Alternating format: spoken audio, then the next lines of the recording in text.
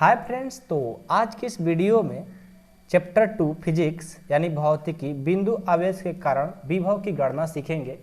पिछले वीडियो में हम लोगों ने विभव और विभवांतर के बारे में बहुत अच्छे से अध्ययन किया। उसके बाद जो टॉपिक आता है वो है बिंदु आवेश के कारण विभव की गणना। देखिए, अब हम लोग जो सीखेंगे बिंदु आवेश के कारण विभव की गणना। अभी हम लोगों ने इससे पहले जो पढ़े वो क्या पढ़े, विभव और विभवांतर में अंतर, वो तो आप लोग को समझ में आ गया।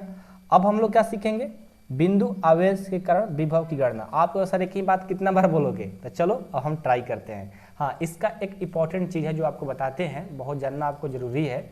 जरूरी ये है कि बिंदु आवेश कारण विभव की गणना जो है आपके एग्जाम में ये बहुत इंपॉर्टेंट है, इसलिए इस टॉपिक को आपको अच्छे से पढ़ना होगा। और यहाँ से हमारा एक फार्मूला निकल कर आएगा विद्युत विभव का, जो कि हर जगह न्यूमेरिकल में काम करता है और हमारा कभी भी लॉन्ग में ही आएगा। तो इसलिए ध्यान से इसको पढ़िए, अच्छे से पढ़िए, क्योंकि आ जाएगा तो मिस्टेक नहीं होना चाहिए कि सर पढ़ाए तो थे लेकिन समझ में नहीं आया था, पढ़े नहीं थे, ध्यान नहीं दिए थे, छूट गया। ऐसा नहीं होना चाहिए। ध्यान से देखिएगा, 100% आपको समझ में आएगा। चलिए स्टार्ट करते हैं कि बिंदु आवेश कारण विभव की गणना कैसे करेंगे। तो सबसे पहले हम कोई एक आवेश ले लेते हैं। कोई बिंदु आवेश है ना, एक बिंदु आवेश ले लिए, ठीक है, जिसका नाम दे देते हैं O। और एक क्या है, प्लस आवेश, ठीक है। कोई भी आवेश अपने चारों तरफ क्या कर रहा है, विद्युत क्षेत्र की निर्माण करता है। पता है ना कि कोई भी जो आवेश रहता है, ये प्लस है, कोई भी आवेश क्या करता है, विद्युत क्षेत्र के चारों ओर एक विद्युत क्षेत्र की निर्माण करता है। ये तो बात सबको पता है। अब क्या करेंगे, देखो, एक यहाँ से कोई अनंत बिंदु पर बिंदु कोई P है, रख दिए। क्या रख दिए, P। विभव और विभवांतर पढ़ेंगे तो आपको समझ में आ ही रहा होगा, ठीक है। यहाँ से एक अनंत बिंदु P है। अब यहाँ से एक छोटा सा दूरी, एक बिंदु A है और एक बिंदु B हमने ले लिया, ठीक है। तो यहाँ से यहाँ का जो डिस्टेंस है वो हो जाएगा, मान लेते हैं x। ये अपने से मानना है, हम x माने तो आप y भी मान सकते हो, कोई दिक्कत नहीं है। और यहाँ से यहाँ तक अनंत तक के लिए उसको हम r भी मान सकते हैं, चाहे d मान लो, ये दूरी d है। तो यहाँ से O से B की दूरी x है, तो A से B की दूरी क्या होगा, ये छोटा सा दूरी है ना, इसको हम dx भी कह सकते हैं। d लगने का मतलब क्या होता है, छोटा दूरी। ये सब डिफरेंशिएशन और इंटीग्रेशन में पढ़ने को मिलता है, लेकिन आप लोग अभी नहीं पढ़े हैं तो कोई बात नहीं, अभी सीखो। जब हम आप लोग को 12 में चैप्टर 5 पढ़ा देंगे ना, सब समझ में आ जाने लगेगा, 5 और 7, ठीक है। तो इतना तो समझ में आ गया आप लोग को कि यहाँ पर कोई बिंदु आवेश है जिसका चार्ज क्या है, प्लस q। यहाँ पर इसको हम O मान लिए। यहाँ अनंत बिंदु P है, यहाँ पर एक बीच में एक छोटा सा दूरी है, बिंदु A और B है, जिनके बीच की दूरी dx हो गया। और O से B की दूरी x और O से P की दूरी d है। ये तो समझ में आ गया। अब क्या करेंगे, आपको तो गणना करना है ना, दिखाना है। तो क्या करेंगे, जो फिगर में हम काम किए हैं इसी को लिखना भी पड़ता है। तो कैसे लिखेंगे, देखो, लिखना है अपने खुद से। हम जो बोल रहे हैं वही चीज़ सेम नहीं लिखना है, ठीक है। देखो, ऐसे हम लिख कर दिखा देते हैं, नहीं तो आप लोग भूल जाओगे। जैसे लिख रहे हो वैसे ही लिखना एग्जाम में, ठीक है। माना, इसको याद नहीं करना है, खुद से फिगर से ही समझ में आ जाता है, ठीक है। माना बिंदु O पर एक बिंदु आवेश, O पर क्या है, एक बिंदु आवेश है। वही जो हम किए ना वही काम यहाँ पर लिख रहे हैं। माना बिंदु O पर एक बिंदु आवेश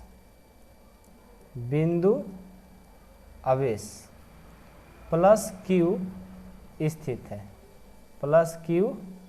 स्थित है, और मेरा कलम जो है, पेन का निब जो है एंड हो गया, तो दूसरा लाते हैं, ठीक है। स्थित है तथा इसके कारण क्या हो रहा है, O से D पर एक क्या बन रहा है, बिंदु A, ये बन रहा है ना। O से D दूरी पर लिखो, D क्या है, दूरी है ना, D दूरी पर एक अन्य बिंदु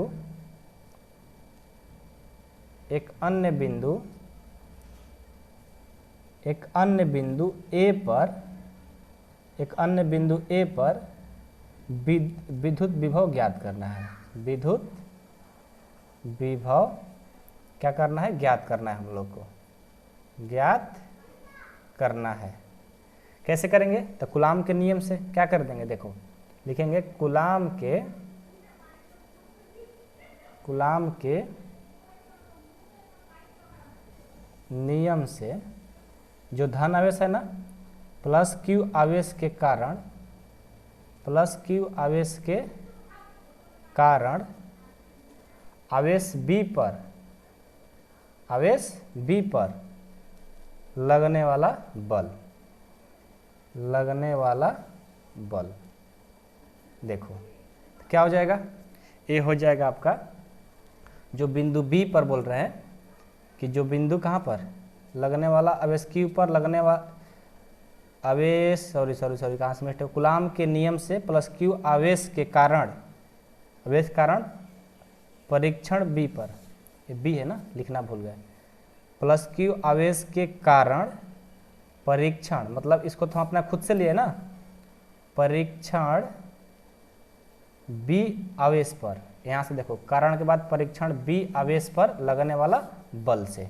चलिए तो क्या होगा, देखो लिखेंगे बिंदु बी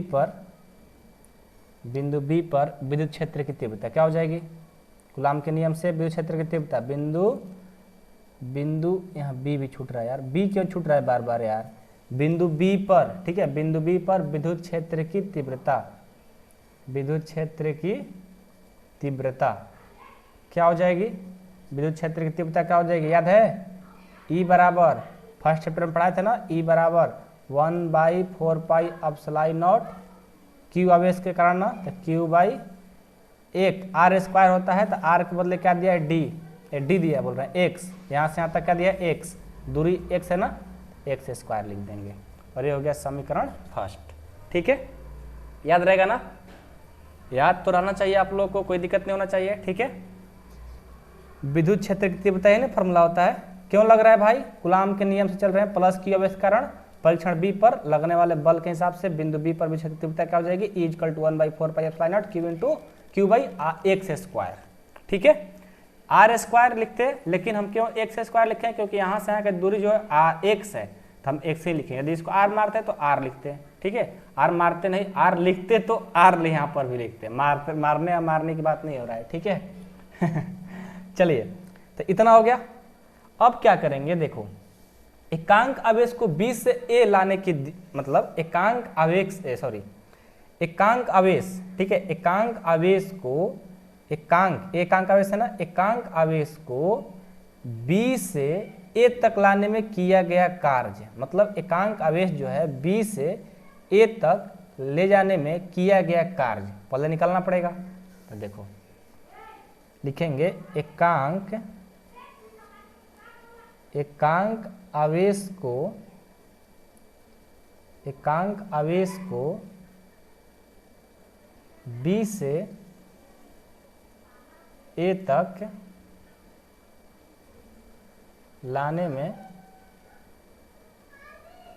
किया गया कार्य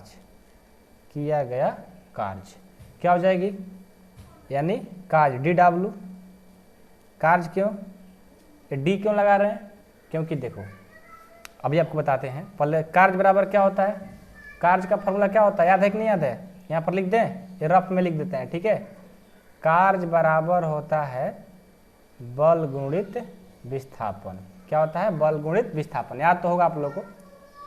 तो कार्य इक्वल टू क्या हो जाएगा, यहाँ पर देखो तो बल क्या है, E, तो E हो गया इनटू विस्थापन, यहाँ पर क्या है, विस्थापन क्या है, यहाँ से यहाँ तक dx। अब ये देखो माइनस हो जाएगा, क्यों, क्योंकि देखो आपको बताया गया था, इसलिए यहाँ पर माइनस हो गया कि यहाँ पर दोनों धन आवेश है, ये भी धन आवेश है और ये भी धन आवेश है।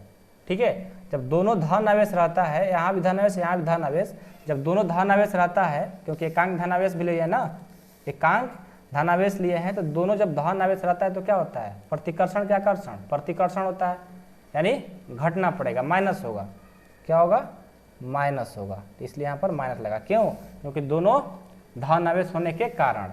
ठीक है, तो प्रतिकर्षण होगा तो माइनस लगेगा। ठीक है, अब देखो डी डब्ल्यू इजकल टू, यहाँ से क्या हो जाएगा, यहाँ से देखो माइनस ई, तो माइनस का माइनस ई का जो मान देखो ये दिया गया है 1/4 पाई epsilon not Q by x square, और dx तो dx ही रहेगा विस्थापन। ठीक है, अब देखिए एकांक आवेश को अनंत से d तक लाने में ये किया गया कार्य, अभी तुमने x का काम किया ना, अब d से लाने में किया गया कार्य। अगेन चलेंगे, एकांक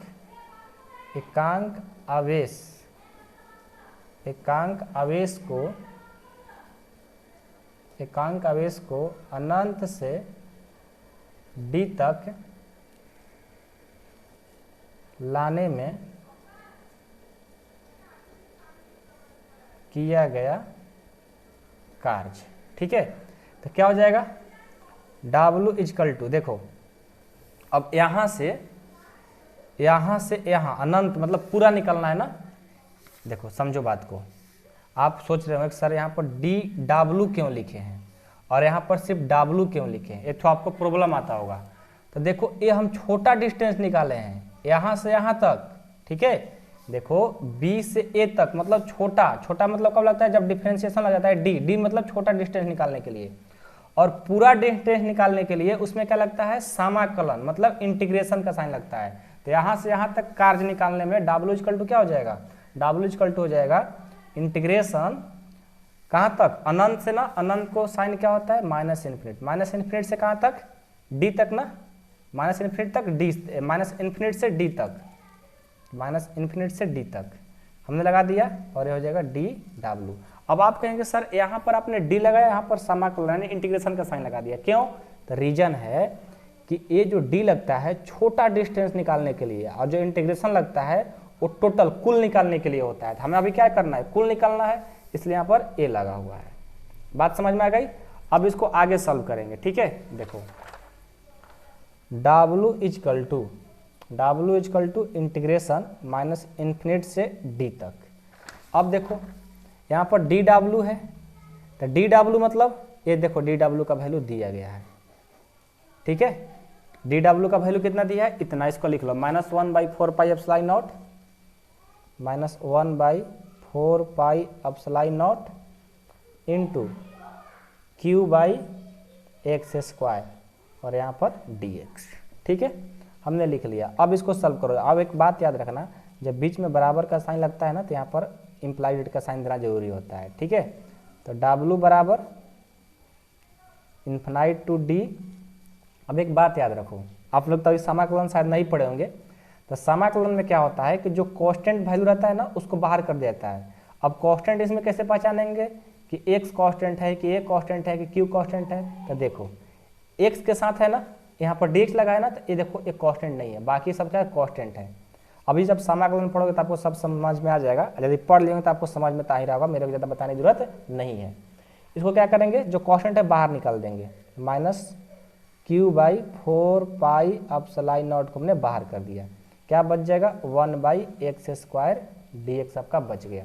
थोड़ा ज़्यादा गलत हो रहा है, गलत क्या हो रहा है कि गुज्जू मुजू हो रहा है। ठीक है, गुज्जू मुजू मतलब कहने का एक ही जगह सटा कर लिख रहे हैं। ठीक है, ये देहाती भाषा हमने बोल दिया गुज्जू मुजू। ठीक है, पहले हम लोग छोटे थे तो बोलते थे कि नहीं होता है कि ऐसे ऐसे लिखते थे, अरे बड़ा गुज्जू मुजू लिखता है जी, ऐसे हम लोग बोलते थे पहले क्लास में।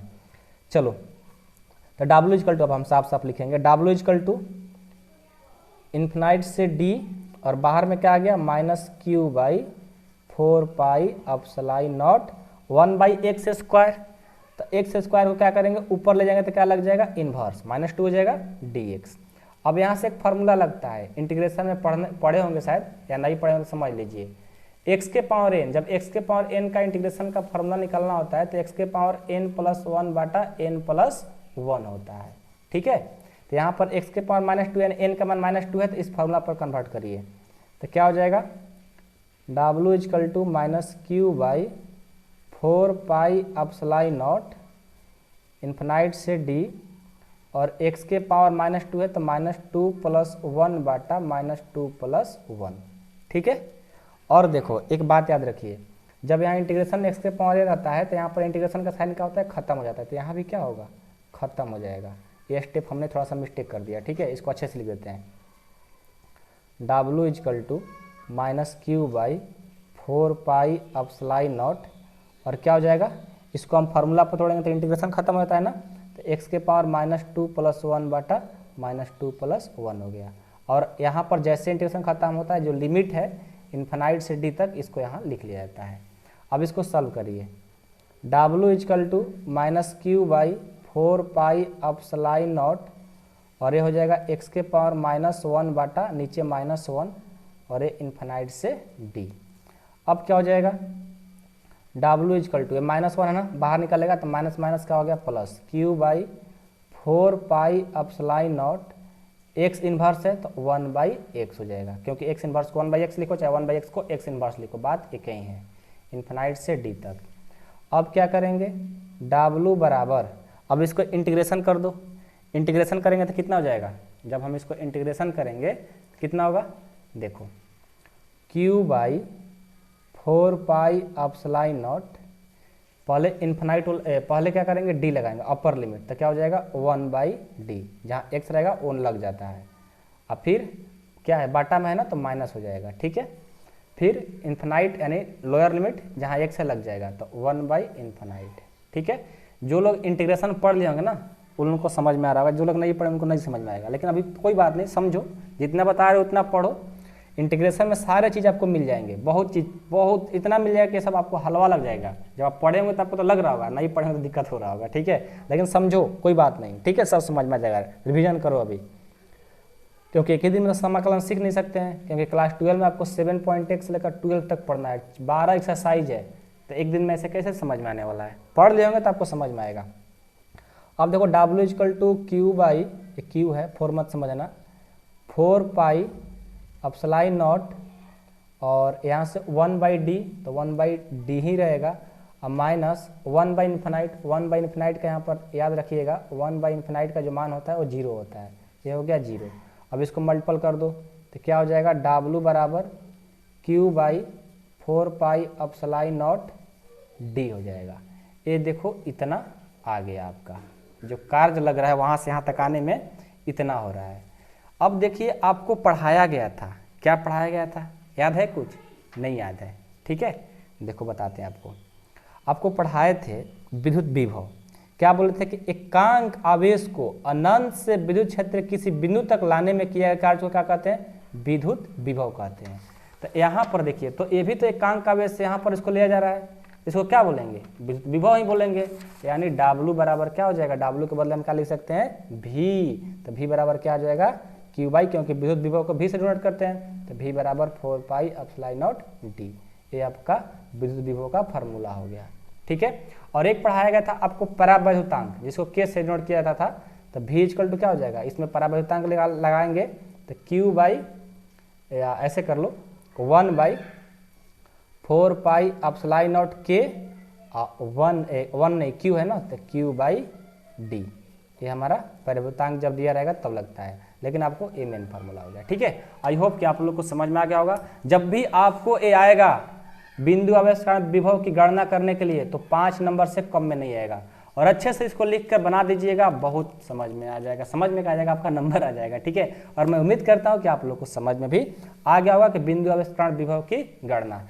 इसमें मेन चीज़ है फिगर, उसके बाद लिखना तब वो जानते हैं, और उसके बाद यहाँ से थोड़ी सी बात इंटीग्रेशन की बात हो रही है, तो इंटीग्रेशन थोड़ा सा आपको तो पढ़ना होगा बाबू, तभी समझ में आ पाएगा, ऐसे कहाँ से कुछ हो सकता है, ठीक है। तो कोई बात नहीं है, जितना समझ में आया होगा मैं आपको मतलब समझाने की कोशिश किया, लेकिन यदि आपको 20% या 30% या 50% भी समझ में आया होगा ना, आप एक दिन जरूर कंप्लीट कर लेंगे जब आपका इंटीग्रेशन कंप्लीट हो जाएगा तो। और नहीं तो आप कहेंगे कि सर फिजिक्स हम मान लो हम बायो लिए हैं और हमको पढ़ने में दिक्कत हो रहा है, तो हम मैथ कहाँ पढ़ने जाएंगे, तो उसके लिए बताते हैं उपाय।